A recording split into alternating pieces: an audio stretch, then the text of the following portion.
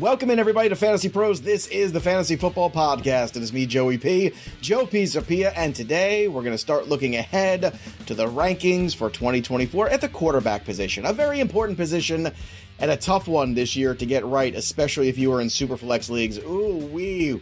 It was slim times, hard times, like Dustin Rhodes used to say. That's how it was back in the day in 2023 when it came to Superflex. So many quarterback injuries, so many backups, so many third strings, maybe even a fourth string, maybe even some old guys off the couch, Joe Flacco. But we're going to take a look ahead and see if we can already get a feeling for the rankings for 2024. To help us do it, of course, is Pat Fitzmaurice, my patty cakes, and the Undertaker himself, Andrew Erickson from Betting Pros. We're going to look at the rankings, get a feel for the boys, where they are with their rankings heading into 2024, because we got a lot of drafts coming up pretty soon. A lot of people are going to do startup dynasty leagues before you know it in March and April, and that is a fun time. So we got to make sure you're ready here at Fantasy Pros at all times to draft. And you could check out our early 2024 consensus rankings and tiers over at fantasypros.com/rankings. That's easy to remember, right? I think so too. Gentlemen, it's great to see you as always. I love spending quality time with both of you. Let's spend some quality time at the very top of the tier here. The S tier of quarterbacks on the ECR currently in the very early 2024 rankings are Josh Allen at the tippy top with all of his amazing rushing touchdown equity that he brings, Jalen Hurts at number 2, and Lamar Jackson at number 3. So, Fitzy, let's start with you on this one. Number 1, is this tier correct in your opinion? This order correct? And is there somebody that you think should be in the S tier that isn't? I would have Patrick Mahomes in this tier, and I would either have him just added or possibly replacing Jalen Hurts. My confidence in Jalen Hurts really sort of waned this year after he saw slippage across the board in all his passing numbers, basically. Both nets, I think he averaged 20 fewer passing yards a game in 2023 than he did in 2022. He saw drops in touchdown rate, passer rating, completion percentage, just basically across the board.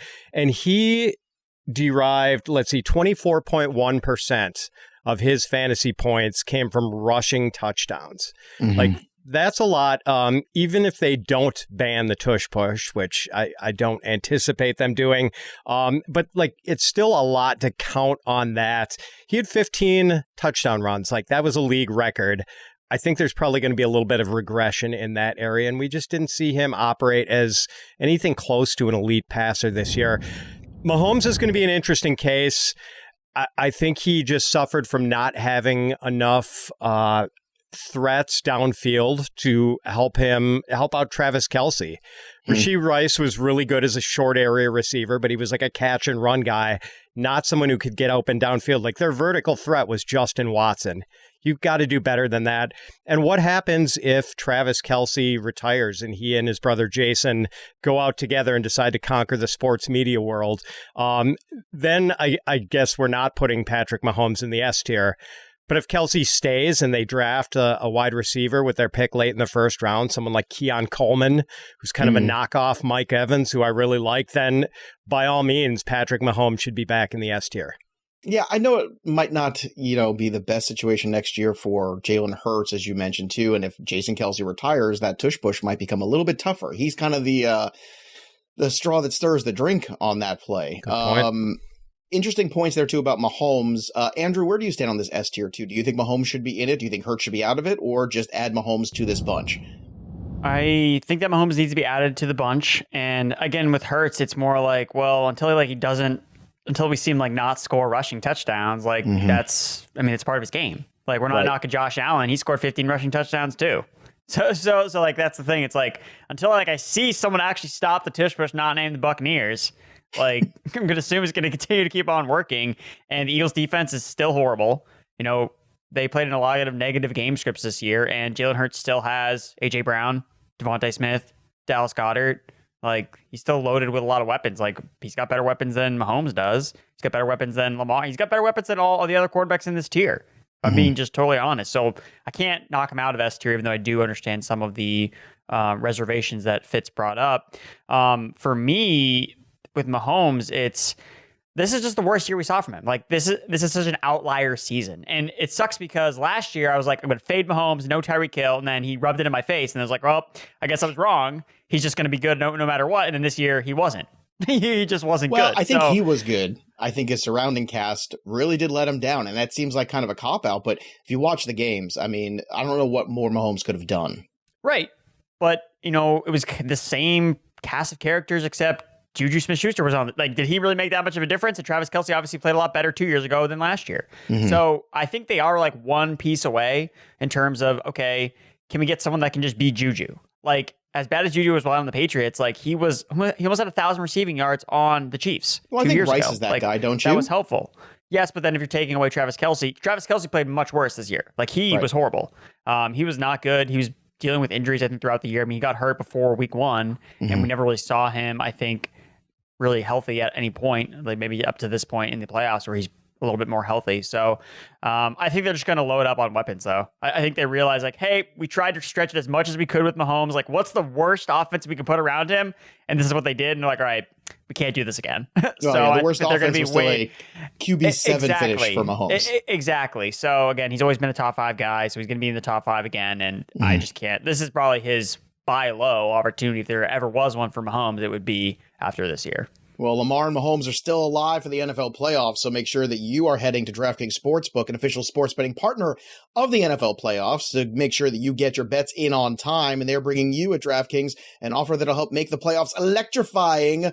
New customers can bet $5 on any game and get $200 instantly in bonus bets. And again, make sure you're checking out our betting content over at bettingpros.com, especially the prop bet cheat sheet on the BP app. It is so helpful. So get your picks from there and then run to download the DraftKings Sportsbook app right now. That's right now, do it. Use that promo code FANTASYPROS. New customers can bet just $5 to get $200 instantly in bonus bets only on DraftKings Sportsbook with the promo code FANTASYPROS. The crown is yours. Let's crown some guys, gentlemen, in the next tier. The A tier. Patrick Mahomes starts things off here on the ECR, followed by Dak Prescott coming off a huge year. CJ Stroud at number 6, then Anthony Richardson at 7.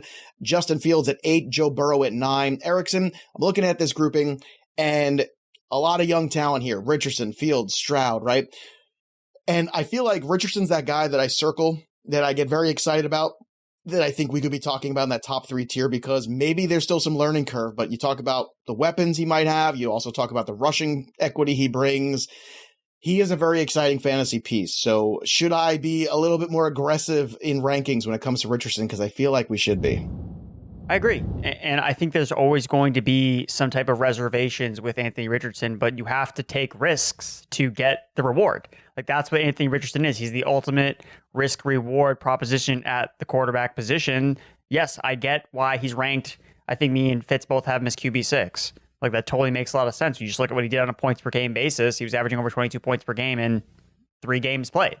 Yeah, it's not a big sample size. Like, it's a very small sample size, but hitting that 20-point threshold is super key. Like, that's how you get into the elite fantasy quarterback scoring. Like, you see a lot of these pocket passers, 18 points per game, 19 points per game. Like, they just don't ever get out of that because they don't add value with their legs. So we saw what Shane Steichen was able to do, orchestrate a team that almost made the playoffs that should not have been anywhere near the playoff conversation just based on the roster that they were trotting out there every single week with Gardner Minshew. And Richardson flashed enough where it's like, this is definitely worth buying into. And the fact that there are reservations. Oh, well, is he going to be injured? Oh, is he going to be able to stay healthy? Are they going to run? Are they going to be limited with him running? It's like, use those as opportunities to buy, because if he hits, he's going to be a top 3 quarterback. And I'm willing to take that risk even at a top 6 price tag because I know what the payoff's going to be. And it's like, look, I don't care if I finish 12th in my 12-man league, but I want to finish first. And Richardson is that guy that can put you into that position. Fitzy, this tier is so strong and deep here. We're 9 deep so far in the quarterback conversation. And it feels like, yeah, next year you can definitely wait on quarterback. And as Andrew said, you might get one of these guys. Could even be Stroud, could be Burrow, with a healthy season finally and everything going right. Also, I mean, there's so many guys in this tier that I feel like it's possible that they could finish the top 3, that it almost doesn't feel right to reach for one of those top 3 guys potentially in a standard single quarterback league. So what are your thoughts here when you look at this group? Is there a guy that stands out to you that could jump into that top 3 S tier? Or is there a guy that you're maybe worried about too that you think might have a struggle in 2024?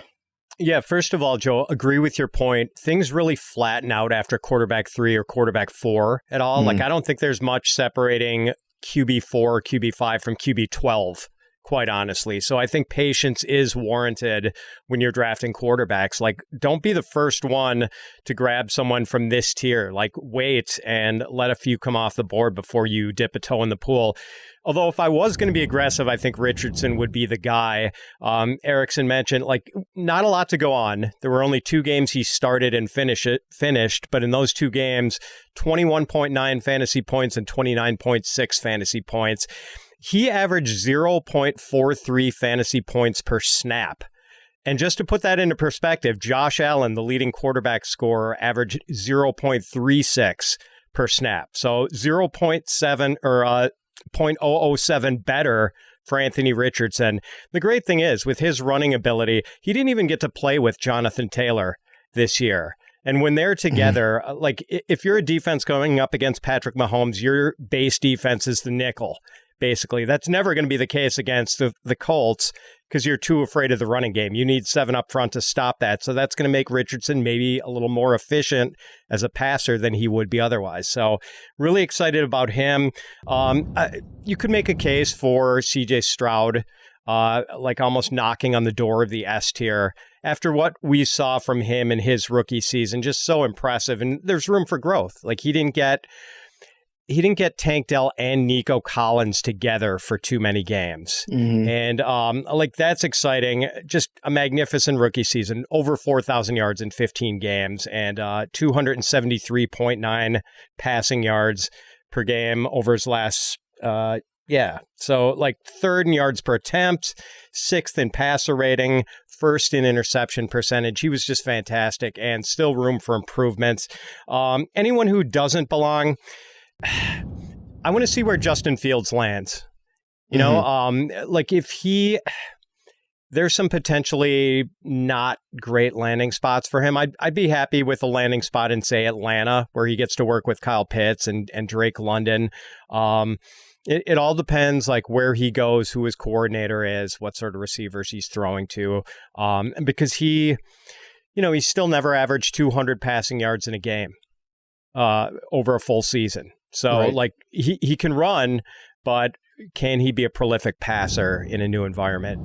Erickson, the interesting thing about Stroud, for all of the praise that he gets, and deservedly so, I mean, Fitz threw out some great numbers there. He did finish his QB 13 last year, and he also had only 4 QB1 finishes going from his bye week 7 on the rest of the season. Now, he did miss 2 weeks of the season, the Tennessee game in week 15, the Cleveland game in week 16. But still, like, are we overrating Stroud just a little bit in this grouping, considering he is ranked right now currently above Anthony Richardson, above Fields, 2 guys that, maybe it's not always going to be pretty, but in terms of fantasy points and rushing touchdown equity and rushing yards, they offer more than Stroud. I agree. I think that Stroud's going to, the most likely candidate to be overdrafted is CJ Stroud. And it sucks because you want to be after the rookie after he had offensive rookie of the year, basically. Like, he led the NFL in passing yards per game. So when he was healthy, he was passing at a higher rate than anybody else.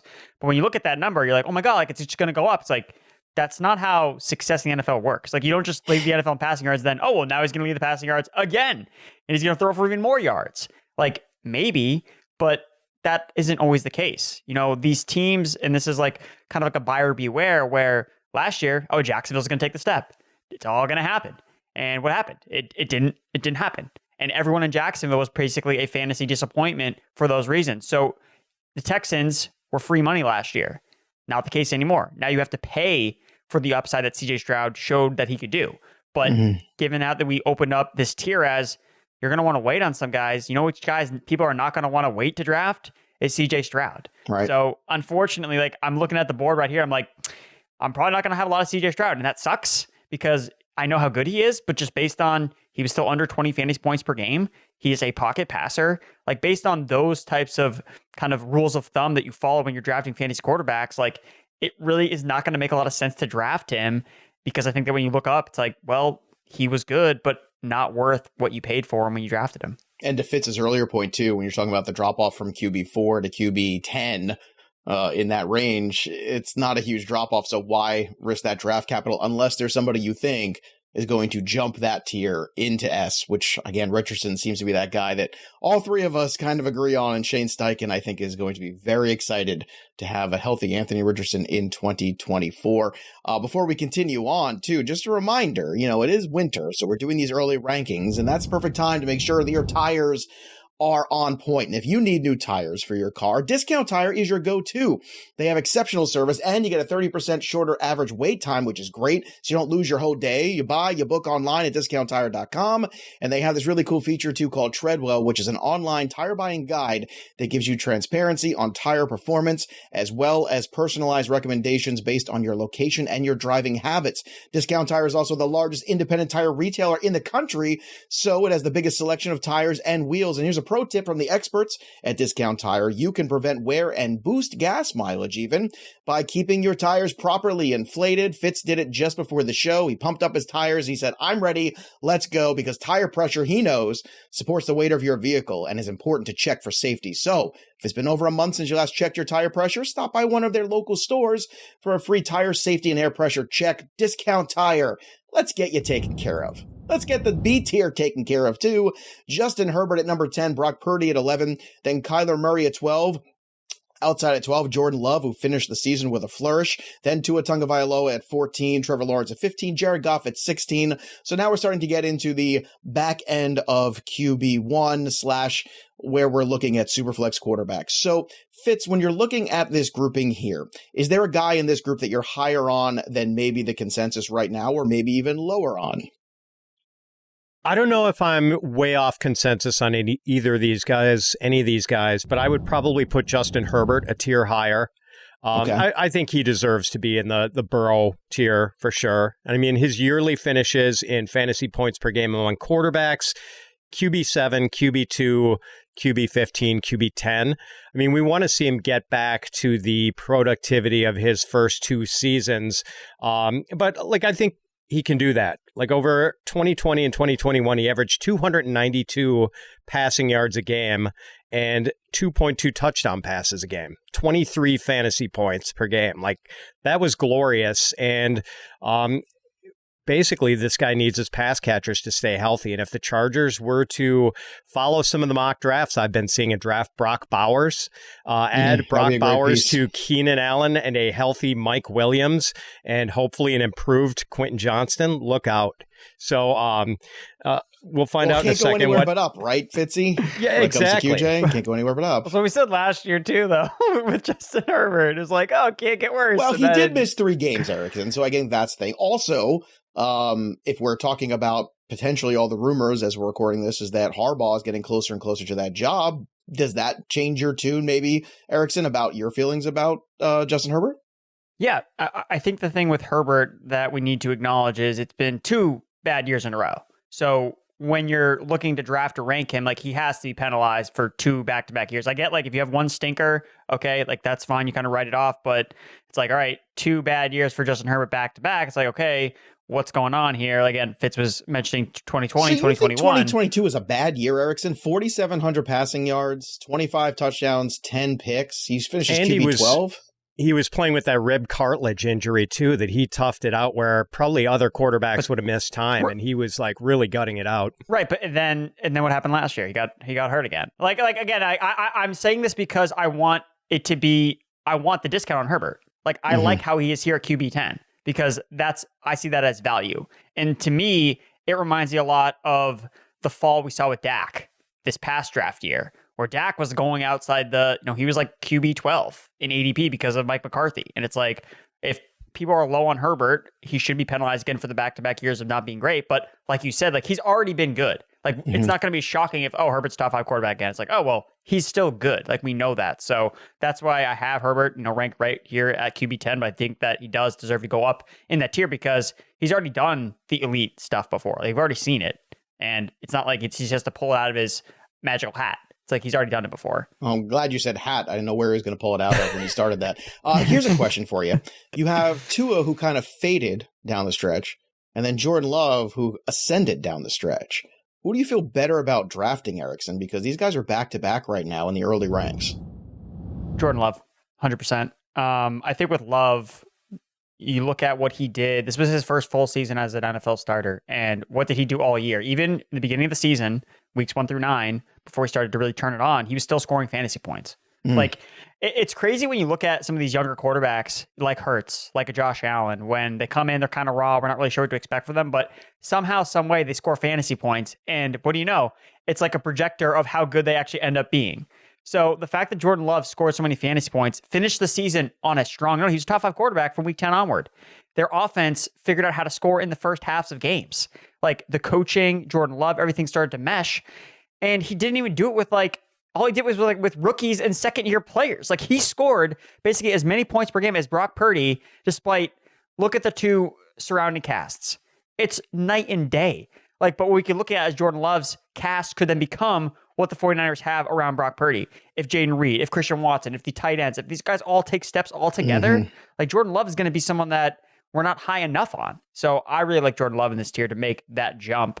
Maybe not to the elite tier, but I mean, he was a top 5 quarterback this past year, so maybe not.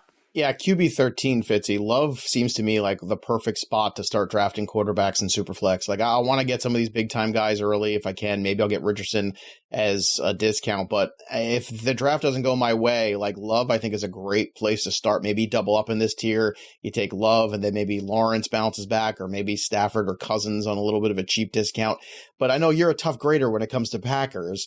Is Love the guy for you, too? Did you see enough of that ascension in the second half of the season where you're believing and buying in for 24? Oh, definitely, Joe. And hopefully your opponents in your league are going to be looking at the overall numbers, and they're not going to be factoring in how much better Love was in the second half of the season once he got settled in. So over his first 9 starts, Love was averaging 223 passing yards a game, 14 touchdown passes, 10 interceptions, completing under 60% of his throws, and averaging 6.7 yards per attempt. His last 8 starts of the regular season, 268.8 passing yards a game, 18 TDs, 1 interception, over 70% completion rate, and 7.7 yards per attempt. So just night and day. He's got that nice young ensemble cast of pass catchers.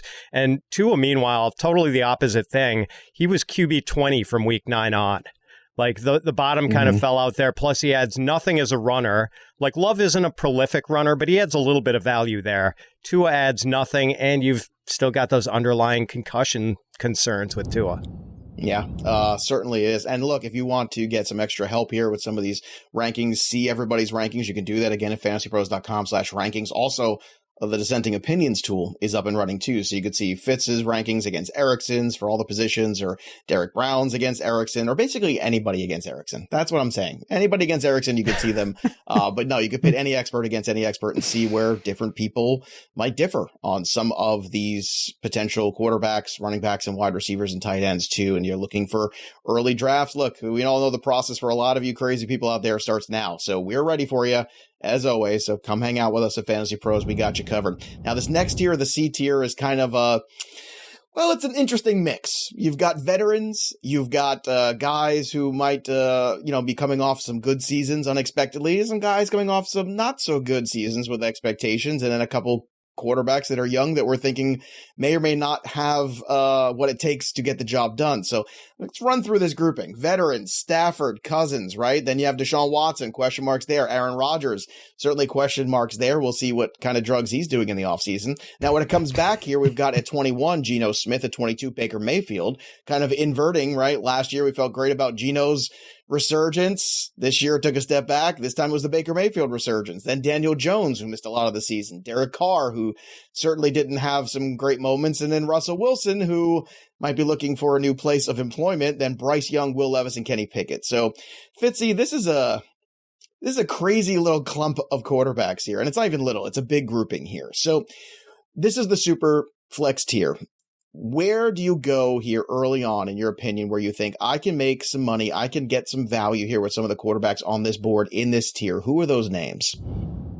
I don't know if we're going to get value with Matthew Stafford, but I think he's probably the guy I feel best about here. And he doesn't have a lofty ceiling because he doesn't run. But if you put him back in the Rams offense with Sean McVay calling plays, with Puka and Cooper Kupp and Kyron Williams, and lo and behold, I think the Rams actually have most of their own draft picks this year. So they might be able to bulk up the offensive line, maybe add him another receiver. That's a pretty solid footing for the super flex, your super flex QB2, or in a deep league where everyone is drafting 2 quarterbacks. I'd feel pretty good about Stafford as my backup. Cousins, it's going to be really interesting to see where he lands, because if he gets to continue his pass-happy ways, and if he's healthy enough to start in week 1, I mean, he could be a pleasant surprise. People are going to be fading him because of the injury. One guy I'd kind of stay away from would be Aaron Rodgers, because 1, he's older. Number 2, like the Jets defense is going to be one of the best in the league next year, so he's not going to be involved in a lot of shootouts, and he's probably going to be operating at the typically glacial pace that Aaron Rodgers' offenses always go at. So on name brand value, he's going to be drafted higher than he should be. All right, fair enough there. Erickson, same question to you. I kind of feel like when it comes to Kirk Cousins, Minnesota would be crazy after what they had to deal with after he got hurt to not want to bring him back. But what do I know? What do you think about this grouping here? Again, some retreads, some age here, some guys, you have to kind of take a leap of faith with. There's somebody that sticks out to you that you're willing to love? Unfortunately, the only guy that really sticks out to me is someone that I don't love, but I'm trying to look at it from trying not to let emotions get in the way. It's Deshaun Watson. He's someone that super polarizing as a player, and this past year was just more of the same, where it's like he's playing, he doesn't look great, his shoulders hurt, and then you have the whole Joe Flacco thing, and Flacco comes in and just looks amazing. So it's like the pieces are there, though, where you could see a path where Watson can be a productive fantasy quarterback, and he's going to be cheaper than he was last year. Again, he's just going to be more discounted. He was a guy that was in the back end fantasy QB1 range. And when I talk about convincing people to draft Deshaun Watson, I hate myself when I'm talking about it, because I don't feel confident in it. But this is where you find little spots where last year he averaged right around 18 fantasy points per game in his 5 healthy starts. That's good. That's very similar to what CJ Stroud did. But no one's going to look at them in the same stratosphere. And why? Because Deshaun Watson runs. He had 30 rushing yards per game last year. That was a carryover from the year before with the Browns. Look at the weapons. Amari Cooper, David Njoku. We saw Joe Flacco balling out with these guys. And we've seen this Browns offense, hey, we are willing to dial up a pass-heavy game script. I don't know if it's going to be as necessarily as pass-happy. Obviously, the offensive line getting Nick Chubb back. But there is a scenario where Stefanski will be allowing this team to let Deshaun Watson throw the ball across the yard. So at QB 20, if that's going to be his price tag where he's free in 1 QB leagues, sure, I'll take a dart throw in. It's how long is his leash based on the contract he has? How bad does he really have to play or get hurt before he gets benched? So, Deshaun Watson begrudgingly.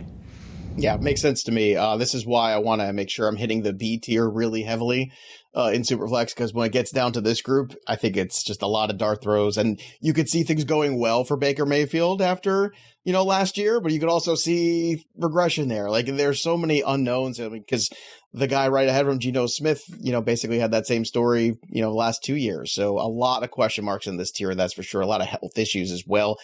Daniel Jones, too, is another guy. I think that, we keep waiting for him to, I know last year a lot of people, Derek Brown, were buying into him in fantasy.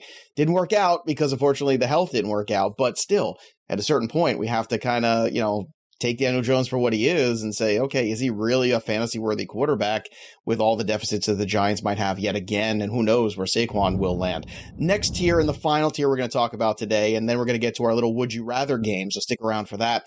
The D tier. It's a lot of rookies here. And we've got Caleb Williams, Drake May, Jaden Daniels, then Sam Howell, Michael Penix, who I am a big fan of, before all the hype train, by the way, too, was supporting that kid last year.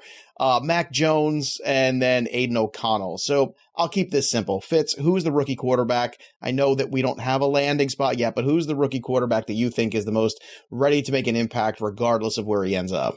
It's Caleb Williams. Don't let the slightly less productive 2023 season deter you from drafting Caleb Williams. He's my QB 15 in redraft. So I'm pretty bullish. I'd rather have him than Tua next year. Gotcha. All right. So Williams is your guy. Do you agree? I know you're still kind of peeling into a lot of this stuff. Andrew, is Caleb still the man in your opinion too, despite the down season in 2023? Yeah, I think so. Oh, sorry. Yeah, we know you like Caleb Williams, Fitzy. Did you want to say more nice things about Caleb? You can. I'm not going to stop you. I mean, I could say nice things about Drake May and Daniels, but... well, you could say them next if you want to. Caleb. Erickson, before more nice things get said from the man from Wisconsin, what do you want to say? Yeah, no, I'm still on Caleb Williams as the 101 when it comes to quarterbacks in this rookie class. And I think that this happens. We do this cycle every single year. It's like the guy we all know is going to be the number one. And then we just like, all right, now what's wrong with him? Now that we've talked everything that we like about him, let's find all the negative points about Caleb Williams. So again, especially if he ends up being in this, if it's the Bears that keep the number one pick and they trade away Fields for extra draft capital, I mean, he's going to be loaded up with additional things to work with, more weapons, DJ Moore. It's like, so yeah, I think I like the call that fits me. It's kind of funny though. I mean, we did hear a lot of that negativity, and all that negativity bumped CJ Stroud out of that conversation, if you recall. And he ended up going to the 2 spot. So who knows what's going to happen there. Fitz, talk about the other guys real quick too. I know on the Dynasty podcast, you and Bogman have been talking a lot about these guys already. So if you haven't already, make sure you check out the Dynasty podcast. It's also here on the channel as well. But what do you think about the other quarterbacks too? I mean, we're seeing rookies really make an impact these last few years and get that starting gig, because if you spend that capital, you expect these guys to start. So what are your expectations when it comes to May, Daniels, and even Penix? Yeah, I'm really sold on Drake May. I like him. I just see him, and like there's no throw that this guy can't make, and like change his arm angles, and he can kind of change speeds. He can feather a ball in, or he can throw a rocket. Everything screams NFL quarterback about Drake May when I watch him on tape, and like I watched him a lot like last season. I'm just totally sold. Jaden Daniels is really interesting. Like he's such a dynamic runner. Takes a few too many kill shots that I kind of worry about, but throws a really nice deep ball too. I just don't think he has the nuance that Drake May has as a passer. But like with his running ability, he could blow Drake May out of the water potentially in terms of rookie production if they both get to start right away. So that's going to be a tough call, and I think people are going to be debating that. And then you've got some interesting possibilities. Joe, I know you love Michael Penix. I do. And I just found out that Derek Brown does not love Michael Penix, so you're going to have to even ride more him. Reason to like him. I mean, yeah, exactly. Exactly. Terrific arm. That's how though. you know I'm right. There you go. He's not even here to defend himself. I'm so mean. And then JJ McCarthy and Bo Nix are both possible round 1 picks too. So really interesting and pretty deep quarterback class this year. Yeah, Bo Nix is a tough one because I mean I'm trying to shake. Well, but here's the thing, not even old. I'm trying to shake all of the bad games that I watched him play at Auburn before he transferred. And then when he started to play in front of that enormous, massive offensive line, those guys were like 5 buildings in front of him. Those guys were huge. And, he was much better there, different style offense, get him out of the SEC, all that stuff. But still, I can't shake that when it comes to Bo Nix. So a lot of it will be landing spot. But as Erickson likes to scream, old. Be careful. Have respect for your elders, Erickson. Respect for your elders. Let's play a little game, boys. It's easy to be good when you're 5 years older than everybody else. The Kenny Pickett syndrome.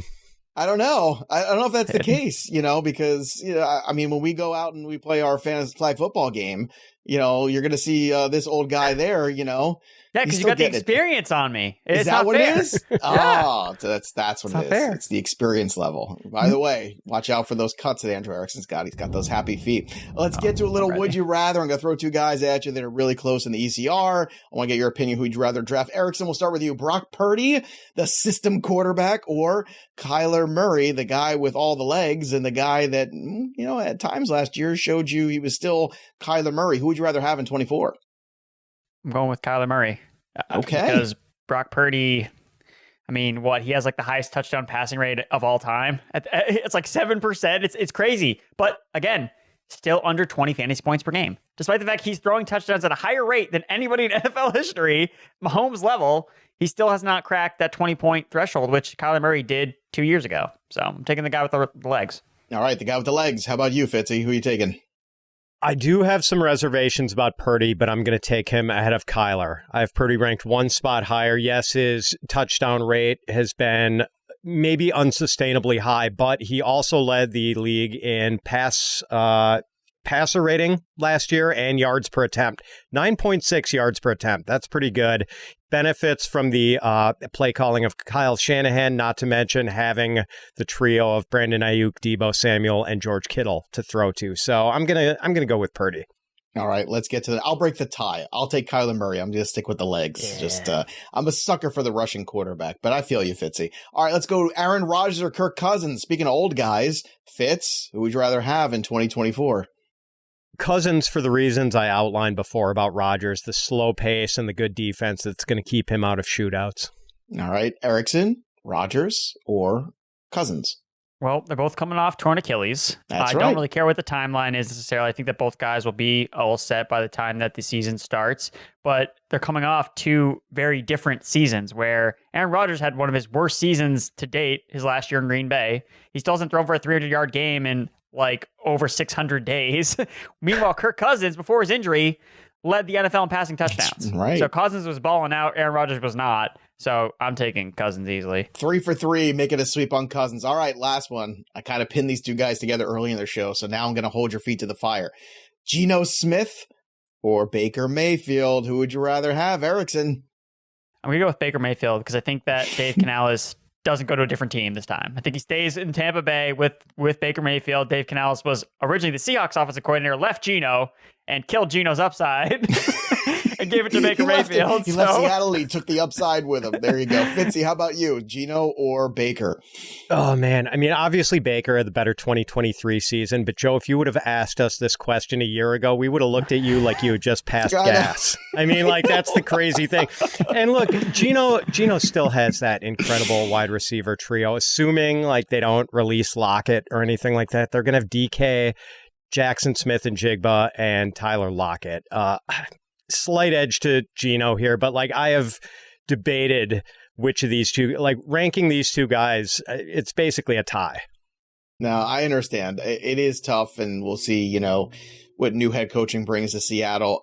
I'm going to lean slightly towards Baker Mayfield. I think he's finally figured it out. I mean, he was a number 1 overall pick, and maybe he just needed a little time to mature and humble and the right situation, as Erickson pointed out, with the right coach in his ear, and maybe that's the turnaround we've been waiting for. But I think Geno will be good. Both those guys are decent QB2 risks, I think, in Superflex next year. But what do you think? Drop your comments below on the YouTube channel. What are the quarterbacks that are ranked too high, not high enough? We know you have opinions, so share them with us and share them respectfully on the YouTube channel. Be nice over there. So make sure you subscribe to FantasyPros YouTube. Ring that bell till it goes ding for notifications so you know every time a piece of content drops here, because we're going to have some Senior Bowl coverage going on. We got the Dynasty League coverage going on with the Dynasty podcast. So much going on here, because Fantasy Pros never stops all season long. And don't forget to check out the MLB channel too, because that started up again with Welsh and myself.